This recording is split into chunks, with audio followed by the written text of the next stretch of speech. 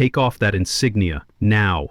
The order cracked like thunder across the training field. 200 recruits froze. Except one. Sarah didn't blink. The sunlight caught the sergeant's stripes on her sleeve. Collins stormed over, fury in his step. You steal that from a real soldier? She stared through him. Calm, deadly. Fallujah, Echo Black, Operation Hollow Point. I earned it. The murmurs started. Wait, what did she just say? Collins went pale. The name Echo Black wasn't even supposed to exist. She leaned in, voice cold as steel. You've read about ghosts in the files, Sergeant, but I'm the one who left the files behind. Silence. Then a whisper. She's not in the system. No, she is the system. Sarah's jaw clenches, a muscle twitching beneath her skin. Her hands tremble at her sides, but it's not fear causing the tremor. It's restraint. Years of discipline holding back something far more dangerous than Collins could imagine. I said remove it, Collins bellows, spittle flying from his lips. Or I'll have MPs escort you out in handcuffs. Your choice, Mitchell. The recruits lean forward slightly, phones appearing despite regulations, sensing something momentous is about to unfold. Sarah's fingers move to the buttons of her jacket with deliberate slowness. As she works each button free, the jacket parts to reveal an athletic tank top underneath. She shrugs the garment off her shoulders, and as it slides down her arms, the morning light illuminates something on her upper back. Intricate lines of ink peek above the fabric, too detailed to be decorative, too precise to be casual. The screech of tires on asphalt cuts through the tension. A military jeep bearing command flags skids to a halt mere yards from the formation. The door flies open before the vehicle fully stops, and Base Commander General James Harrison emerges with an expression of shock that transforms into recognition. Sergeant Mitchell. His voice cracks on the name. Decades of military bearing momentarily forgotten. What would you do if someone tried to humiliate you in public? Drop your location below. The woman standing in her tank top doesn't look like much. Sarah Mitchell could disappear in any crowd, with her blonde hair pulled back in a regulation bun, and her unremarkable features set in a perpetually neutral expression. Other instructors joke that she must have been hired to fill some diversity quota, this 40-year-old woman who drives a decade-old pickup truck and never joins them for drinks after work. She arrives before dawn and leaves after dusk, teaching basic combat moves to recruits with infinite patience. When they fail, she demonstrates again. When they mock her methods, she nods and continues. She never raises her voice, never loses her temper, never mentions why she specifically requested this assignment at Fort Carson. But 15 years ago, Sarah Mitchell was someone else entirely. In the mountains of Kandahar province, they called her Ghost. Not because she moved unseen, though she did that too, but because she brought death to those who threatened her soldiers and salvation to those under her protection. The tattoo on her back tells a story written in blood and sacrifice, 12 names etched in precise military script, each with rank, blood type, and hometown. These weren't just soldiers under her command, they were her family, her responsibility, her greatest failure and her defining moment, all carved into her skin where she can never forget. The memory flashes like lightning. Mountain Pass, Kandahar Province, 2009. Hold position, Eagles. Help is coming. But Private Martinez, 19 years old, is already gasping through the hole in his chest. Sarge, tell my mom. Sarah presses hard on the wound. You tell her yourself, soldier. That's an order. The explosion rocks their position. Through the dust, Specialist Johnson locks eyes with her for one heartbeat before throwing himself on the grenade. 18 hours. 12 soldiers, 200 saved. The impossible mathematics of war. Alpha Team, draw their fire. Bravo, get the convoy through. The words that haunt her dreams. Alpha Team. Her brothers and sisters take their positions knowing they won't come back. They go anyway, because Ghost asked them to. The convoy she saved included then Colonel Harrison and 200 other souls. By the time reinforcements arrived, Sarah was down to 3 rounds, 2 working legs, and the kind of rage that comes from watching your family die for strangers. The Pentagon called her a hero. She called herself a failure. They offered her the Medal of Honor. She refused with words that became legend. Leaders don't leave soldiers behind, even when the mission demands it. She took her Distinguished Service Cross, her Purple Heart, her Bronze Star, and she vanished into a grief so profound that even her commanders couldn't find her. Who's the quiet hero in your life? Share below. Collins has been targeting her since the day he arrived 6 months ago and learned about her Cherokee heritage from her grandmother. He spreads rumors that she was hired through tribal preferences, that her success rate with recruits, 94%, the highest on base, comes from going easy on them. He doesn't see the advanced techniques she disguises as basics, doesn't notice how her students move, with a fluidity that will save their lives in combat. Administrative errors plague her schedule, equipment shortages always affect her classes first, and just yesterday he accidentally knocked her lunch tray in the mess hall with such force that she spent her break cleaning gravy from her clothes. Sarah documents each incident in a private journal, building a case with the same methodical precision she once used to plan operations. The night before this confrontation, she sits alone in her small apartment, staring at a photograph of 12 faces smiling back at her. Pre-deployment, Kandahar. Everyone's still whole and hopeful. Her phone rings, cutting through the silence. "Ghost?" "It's Harrison. I'll be at Carson tomorrow." The voice on the other end carries weight beyond its words. "I know why you're there, Sarah. It's time to end this." Her fingers trace each face in the photograph. Martinez with his crooked grin, Johnson with his new wedding ring catching the light, Williams holding a photo of his newborn daughter. "Not yet, sir. Let me finish what I started." She opens a drawer, revealing medals that most soldiers would display with pride. The Distinguished Service Cross glints in the lamplight, but she closes the drawer without touching them. "Some honors are too heavy to wear," she whispers to the empty room. The breaking point arrives on annual base inspection day, with the Secretary of Defense scheduled to visit. Collins sees Sarah in her dress uniform, the sergeant's chevrons he's convinced she bought at a surplus store. His face flushes red with indignation at what he perceives as stolen valor, the ultimate insult to real warriors like himself. During morning formation, with 200 recruits standing at attention, he decides to make an example of her. "Stolen valor is a crime, Mitchell," he announces loud enough for everyone to hear. "Admit you bought that uniform at a surplus store and maybe I won't press charges." Sarah's response comes quietly, but carries across the silent ranks. "These are mine, Master Sergeant." The simple statement sends Collins into a rage that's been building for 6 months. "Prove it!" he roars, advancing on her position. Other instructors gather at the edges of the formation, smirking at what they assume will be Mitchell's final humiliation. Several recruits raise phones despite regulations, sensing this moment needs to be preserved. Sarah's hand moves to her jacket zipper, then stops. Her voice remains steady, almost gentle. "With respect, Master Sergeant, I don't need to prove anything to you." It's not defiance in her tone, but something else. Pity, perhaps, or the bone-deep exhaustion of someone who's fought too many battles against small minds. Collins's face darkens to purple. "Take it off or you're fired." Security. 2 military police officers begin moving toward the formation, hands on their batons, ready to escort out another faker trying to claim honor. The convoy of black SUVs arrives exactly on schedule, though earlier than expected. Sarah's eyes track their approach with the same tactical awareness that once saved lives in mountain passes. She makes her decision and begins removing her jacket as ordered, handing it to the approaching security officers with careful dignity. The tank top exposes her back to the morning sun, and 200 recruits gasp in unison. The tattoo isn't decorative, it's a memorial, a promise, a burden carved in ink.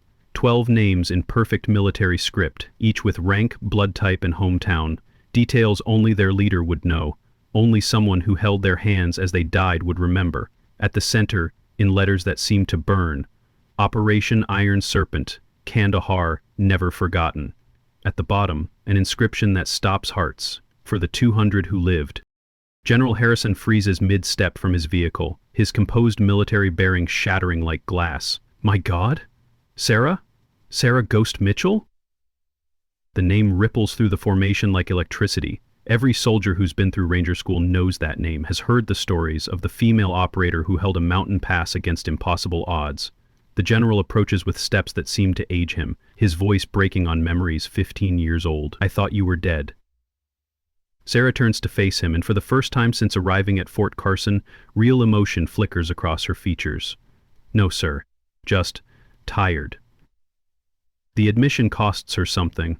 This woman, who's been stoned for so long, that feeling might break her apart. "You disappeared," Harrison continues, his voice thick. "We looked for you for years. The The families of the soldiers you saved, they wanted to thank you. Sarah's composure cracks slightly, a fault line running through granite. I couldn't lead anymore, sir, not after. Her voice catches on names she says in her dreams. Harrison steps closer, close enough that their conversation becomes private despite the audience. Those 12 soldiers followed you because they believed in you. The words hit her like physical blows. They followed me to their deaths. The tears she's held for 15 years threaten to break free. They followed you to save 200 others, including me. Harrison's own eyes are wet now, rank forgotten in the face of shared trauma. Martinez was 19, sir. 19. The name comes out broken, a boy who'll never get older in her memory. Harrison nods slowly. And Johnson was 22. Williams had a newborn daughter. I know their names too, Sarah, we all do.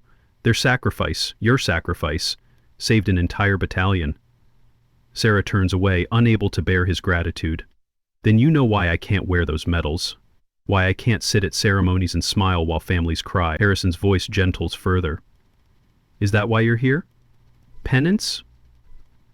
The question hangs between them like a bridge across 15 years of guilt. Someone needs to train them right, so they all come home. She pauses, gathering strength for the next words. Johnson's daughter starts training next week. I need to be here for her. The history unfolds for the assembled crowd like a military legend made flesh. Harrison explains to the stunned formation how Colonel Sarah Ghost Mitchell and her 12-soldier team held a strategic mountain pass for 18 hours against a force of over 200 enemy fighters. How she made impossible decisions, sending soldiers she loved to their deaths to save soldiers she'd never met. How she earned the Distinguished Service Cross, Purple Heart, and Bronze Star in a single engagement. How she refused the Medal of Honor because, in her words, heroes come home together or not at all. How she voluntarily reduced her rank and requested discharge, disappearing so completely that even Pentagon resources couldn't locate her until now. Collins's face drains of all color as understanding crashes over him like a cold wave. The stories he'd heard in Ranger School about Ghost Mitchell, the female operator who could shoot the wings off a fly at 800 meters, who led from the front in every engagement, who brought more soldiers home alive than any other team leader in special operations history. Those stories were about the woman he'd been systematically humiliating for 6 months. His mouth opens and closes like a landed fish, words failing him for the first time in his career. Sergeant Mitchell, I didn't know. His stammering apology trails off as Sarah finally looks at him, really looks at him, with eyes that have seen too much to be impressed by his sudden contrition. No, Master Sergeant. You didn't want to know. Her voice carries no anger, only a profound sadness. How many heroes have you dismissed because they didn't look like you? How many Sarah Mitchells never got the chance to serve because someone like you stood at the gate? The questions land with precision, each one a shot finding its mark. Collins physically recoils, the weight of his prejudice suddenly visible to everyone watching. General Harrison turns to Sarah with something approaching awe. Why are you here as a civilian trainer? You could have any position in the military, could be leading again. Sarah's response reveals layers of sacrifice Collins never imagined existed. She's been personally funding equipment upgrades from her pension, ensuring recruits have the best gear possible. She's been anonymously paying for recruit families' emergencies, rent when a spouse loses a job, medical bills insurance won't cover, groceries when pride won't let them ask for help. Every recruit that makes it home is one less name on someone's back, sir. She points to specific names on her tattoo, fingers gentle against the raised skin. Johnson's daughter is 18 now. She wants to serve like her father did. I've been training her class, making sure she's ready, making sure she comes home. The revelation lands like a physical blow. She's trained over 2,000 recruits in her time here with 0 training fatalities, a record that makes sense only now that they know who she really is. General Harrison's expression shifts from recognition to something harder as he turns to Collins. The fury in his eyes could melt steel. Master Sergeant Collins, front and center. The command cracks like a whip, and Collins moves with the jerky motions of a marionette whose strings are tangled. You are relieved of duty, effective immediately. But Sarah raises a hand, a small gesture that stops the general mid-sentence. Sir, if I may? Harrison nods, deferring to her with respect that makes the watching recruits straighten unconsciously. Master Sergeant Collins is exactly why I'm here. The revelation unfolds with surgical precision. General Harrison announces that Collins is under investigation for systematic discrimination, with multiple complaints from female and minority instructors. But the twist cuts deeper. Sarah was assigned to evaluate the training program undercover, experiencing firsthand what recruits and instructors face. Her reports have documented not just Collins' behavior, but a culture that drives away precisely the warriors America needs. She chose to experience it rather than observe it, to build an airtight case that would reform the entire training system. The Pentagon specifically requested her for this mission, because they needed someone who understood both combat excellence and the human cost of toxic leadership. Kramer, didn't you say anything? Collins' desperation pitches his voice high. Why let me? Sarah cuts him off with a look. Because you showed me who you really are, Master Sergeant. Every insult you threw at me, you've thrown at recruits who looked like me. Every time you made assumptions about my qualifications, you did the same to young soldiers who might have saved lives. She steps closer, and Collins involuntarily steps back. 3 recruits quit because of you last month alone. 3 potential warriors who could have made the difference between a unit coming home whole or coming home with empty seats. Their blood would have been on your hands and you would never have known it. General Harrison adds weight to her words. Her reports include 16 separate incidents of discrimination. Your name appears in 12 of them. You've been creating exactly the kind of environment that gets soldiers killed, not through enemy action, but through destroying unit cohesion before they ever see combat.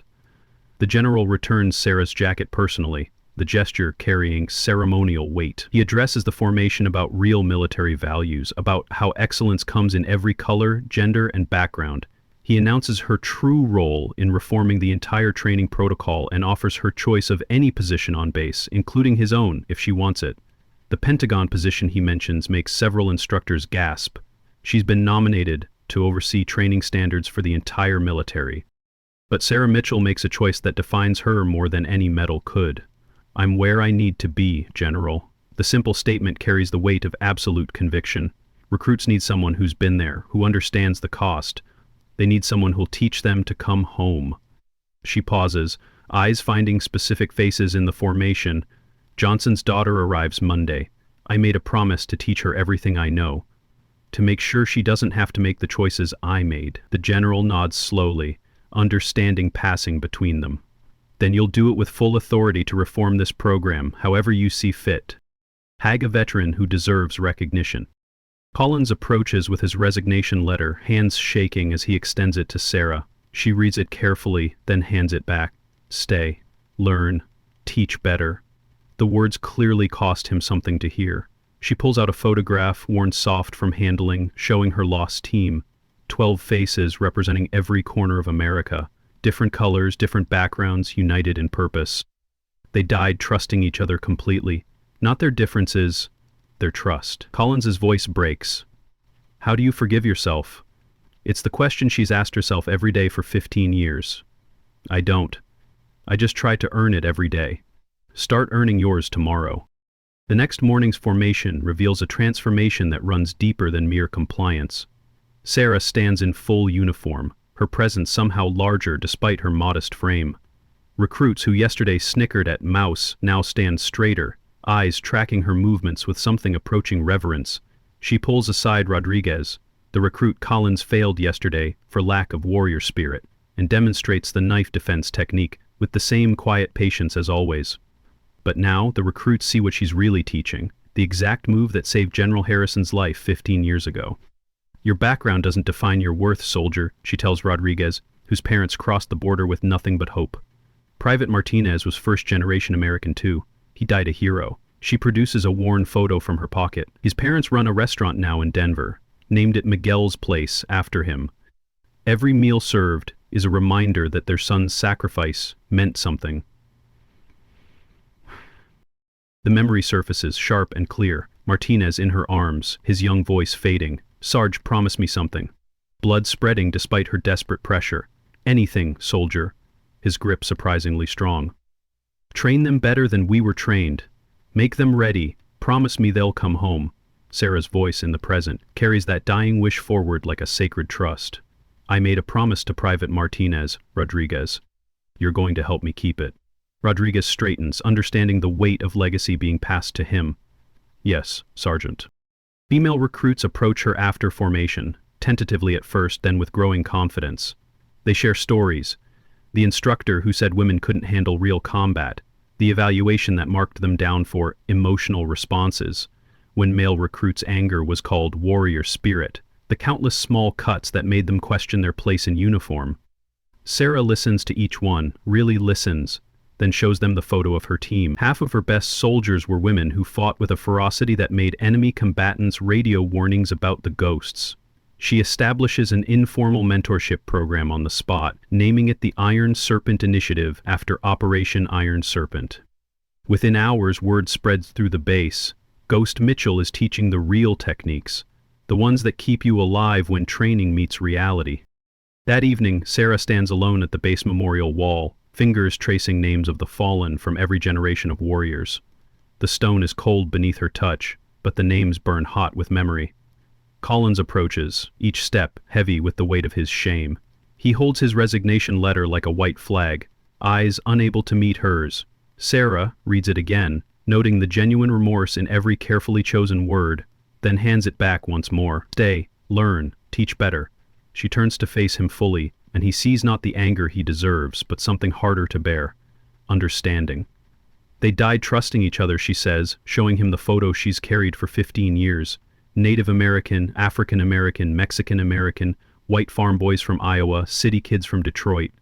They didn't see differences when the bullets started flying. They saw family. Collins stares at the faces, so young they look like the recruits he's been failing. His voice comes out strangled. How do I make up for what I've done? How do I look at those recruits I drove away? And Sarah cuts him off with unexpected gentleness. You can't change what you did, but you can change what you do tomorrow, and the day after, and every day, until you've trained more warriors than you drove away. She points to specific faces in the photo. Johnson saved 6 lives with his sacrifice. Williams held a position alone for 40 minutes so others could evacuate. Martinez spotted an ambush that would have killed dozens. Every one of them was someone another instructor might have overlooked, might have driven away because they didn't fit the mold. Collins's tears fall freely now, the kind of breakdown that comes when a worldview shatters completely. The uniform doesn't make the warrior, Sarah says quietly. The warrior makes the uniform. The dawn brings a new reality to Fort Carson. Sarah teaches hand-to-hand combat to a mixed-gender group, every movement precise yet accessible. Collins assists, following her lead with the attention of a junior learning from a master. He corrects a recruit's stance, then immediately asks Sarah if his correction was appropriate. It's a small gesture that speaks volumes. The mighty Master Sergeant learning humility from the woman he tried to humiliate. The recruits notice everything. See how he defers to her expertise, how he asks questions instead of assuming knowledge. Sarah works with him as patiently as she does with any recruit, building him back up into the instructor he should have been from the start. Excellence has no color, she tells the group. Courage has no gender. Honor has no background. Remember that. A new recruit, young and eager, with the kind of innocence that makes sergeants pray harder, notices the tattoo peeking above Sarah's collar during a demonstration. Sergeant, what are those names? The question stops movement across the training ground. Sarah straightens slowly, considering her answer. Just some people worth remembering, soldier. The recruit persists with the fearlessness of youth. Will you tell us about them someday? Sarah looks across the formation, her eyes finding Johnson's daughter in the 3rd rank, wearing her father's dog tags against regulation, but with Sarah's silent permission. A small smile, rarer than diamonds, touches her lips. When you're ready to carry their story too. She pauses, then adds words that will echo through the base for years. Every name on my back was ready to die for you before you were even born. The least you can do is be worthy of their sacrifice. Sarah Mitchell returns to her small apartment that night, but she's not alone anymore. The ghosts she carries have purpose now, their sacrifice transformed into salvation for every recruit she trains. Tomorrow, another 100 young soldiers will stand before her, and she'll teach them what Martinez begged her to: how to fight, how to survive, and most importantly, how to bring each other home. Because that's what warriors do. They remember. They endure. They pass the torch to hands steady enough to carry it forward. And in a world that often forgets its heroes, Sarah Ghost Mitchell ensures that some sacrifices echo through generations, saving lives that haven't even been threatened yet. One recruit at a time, one promise kept with every sunrise. Heroes aren't born, she whispers to the photograph on her table. They're trained, and I'll keep training them until my last breath. Just like I promised. The 12 faces smile back, finally at peace.